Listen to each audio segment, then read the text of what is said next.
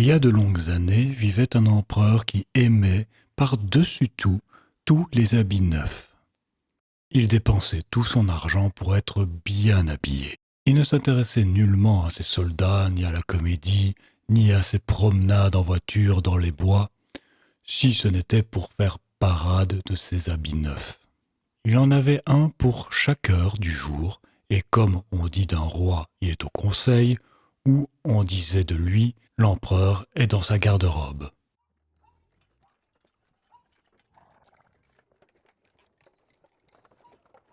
La vie s'écoulait joyeusement dans la grande ville où il habitait. Beaucoup d'étrangers la visitaient. Un jour, arrivèrent deux escrocs.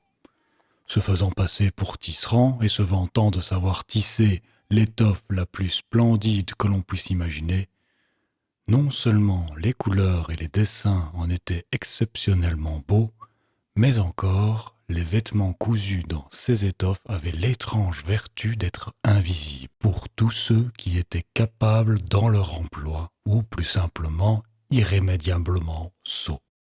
Ce seraient de précieux habits.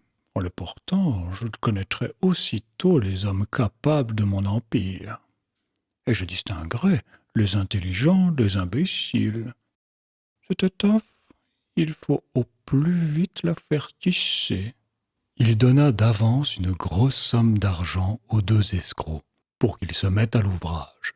Ils installèrent deux métiers à tisser et firent semblant de travailler, mais ils n'avaient absolument aucun fil sur le métier. Ils s'empressèrent de réclamer les plus beaux fils de soie, les fils d'or les plus éclatants. Ils les mettaient dans leurs sacs et continuaient à travailler sur des métiers vides jusque dans la nuit. J'aimerais savoir où ils en sont de leur étoffe. Mais si je ne la voyais pas. Il se sentait très mal à l'aise à l'idée qu'elle était invisible aux sots et aux incapables. Il pensait bien n'avoir rien à craindre pour lui-même, mais il décida d'envoyer d'abord quelqu'un pour voir ce qu'il en était. Tous les habitants de la ville étaient au courant de la vertu miraculeuse de l'étoffe, et tous étaient impatients de voir combien leurs voisins étaient incapables ou sots. L'empereur envoya son vieux et honnête ministre. C'est lui qui jura de l'effet produit par l'étoffe. Il est d'une très grande intelligence et personne ne remplit mieux sa fonction que lui. Alors le vieux ministre honnête se rendit dans l'atelier, où les deux menteurs travaillaient sur les deux métiers vides. Le vieux ministre en écarquilla les yeux, se rendit compte qu'il ne voyait rien, mais il se garda bien de le dire. Les deux autres le prièrent d'avoir la bonté de s'approcher et lui demandèrent si ce n'était pas là un beau dessin de ravissantes couleurs. Ils montrèrent le métier vide et le pauvre ministre ouvrait des yeux de plus en plus grands. Mais il ne voyait toujours rien, puisque, effectivement, il n'y avait rien. Grand Dieu, serais-je un sot? Je ne l'aurais jamais cru, et il faut que personne ne le sache. Remplirais-je mal mes fonctions? Non, il ne faut surtout pas que je dise que je ne vois pas cette étoffe. Eh bien, vous ne dites rien? Oh, c'est vraiment ravissant. Tout ce qu'il y a de plus joli. Ce dessin, ces couleurs. Oui, je dirais à l'empereur que cela me plaît infiniment. Ah, nous en sommes contents. Les deux tisserands disaient le nom des couleurs, détaillaient les beautés du dessin, et le ministre écoutait de toutes ses oreilles pour pouvoir répéter chaque mot à l'empereur quand il serait rentré, et c'est bien ce qu'il fit. Les escrocs réclamèrent alors encore de l'or et encore des soies et de l'or filé. Ils mettaient tout dans leur poche, pas un fil sur le métier, où cependant ils continuaient à faire semblant de travailler.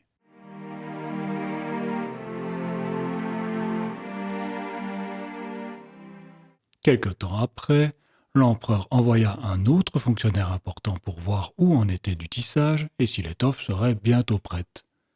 Il arriva à cet homme la même chose qu'au ministre.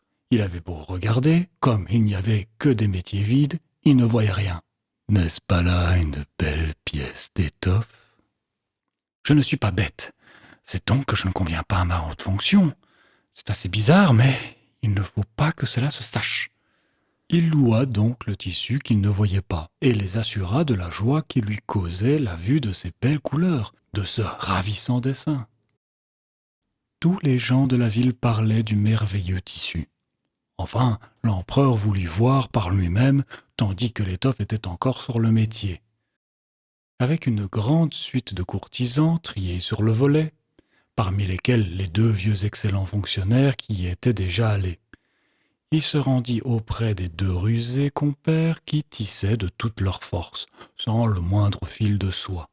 « N'est-ce pas magnifique? Que votre majesté admire ce dessin, ces teintes !»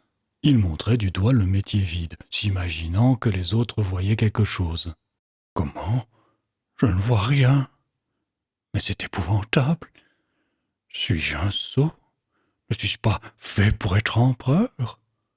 Je serais terrible. Oh, de toute beauté, vous avez ma plus haute approbation. » Il faisait de la tête un signe de satisfaction et contemplait le métier vide. Il ne voulait pas dire qu'il ne voyait rien. Toute sa suite regardait et regardait sans rien voir de plus que les autres, mais ils approuvèrent l'empereur et ils lui conseillèrent d'étraîner l'habit taillé dans cette étoffe splendide à l'occasion de la grande procession qui devait avoir lieu bientôt. Magnifique, ravissant, parfait. Ces mots volaient de bouche en bouche, tous se disaient enchantés. L'empereur décora chacun des 2 escrocs de la croix de chevalier pour mettre à leur boutonnière et leur octroya le titre de gentilhomme tisserand. Toute la nuit qui précéda le jour de la procession, les escrocs restèrent à travailler à la lueur de 16 chandelles. Toute la ville pouvait ainsi se rendre compte de la peine qu'ils se donnaient pour terminer les habits neufs de l'empereur. Ils faisaient semblant d'enlever l'étoffe de leur métier, ils taillaient en l'air avec de grands ciseaux, ils cousaient sans aiguille et sans fil, et à la fin ils s'écrièrent « Voyez, l'habit est terminé !» L'empereur vint lui-même avec ses courtisans les plus haut placés. Les 2 menteurs levaient un bras en l'air comme s'ils tenaient quelque chose. Voici le pantalon, voici l'habit, et voilà le manteau. C'est léger comme une toile d'araignée. On croirait n'avoir rien sur le corps. C'est là le grand avantage de cette étoffe. L'empereur enleva tous ses beaux vêtements, et les escrocs firent les gestes de lui en mettre. Dieu, comme cela va bien! Comme c'est bien pris! Quel dessin, quelle couleur! Voilà des vêtements luxueux! Les chambellans qui devaient porter la traîne du manteau de cour tâtonnant de leurs mains le parquet et les élevèrent ensuite comme s'ils ramassaient cette traîne. C'est ainsi que l'empereur marchait devant la procession sous le magnifique dais et tous ses sujets s'écriaient « Oh, Dieu, que le nouvel habit de l'empereur est admirable !» Personne ne voulait avouer qu'il ne voyait rien, puisque cela aurait montré qu'il était incapable dans son emploi, ou simplement un sot. Jamais un habit neuf de l'empereur n'avait connu un tel succès. Mais il n'a pas d'habit du tout. Il n'a pas d'habit du tout. Il n'a pas d'habit du tout. Il n'a pas d'habit du tout. Il n'a pas d'habit du tout. Il n'a pas d'habit du tout. Il n'a pas d'habit du tout. L'empereur frissonna, car il lui semblait bien que tout son peuple avait raison, mais il pensait en même temps qu'il fallait tenir bon jusqu'à la fin de la procession. Il se redressa encore plus fièrement, et les chambellans continuèrent à porter le manteau de cour et la traîne qui n'existait pas.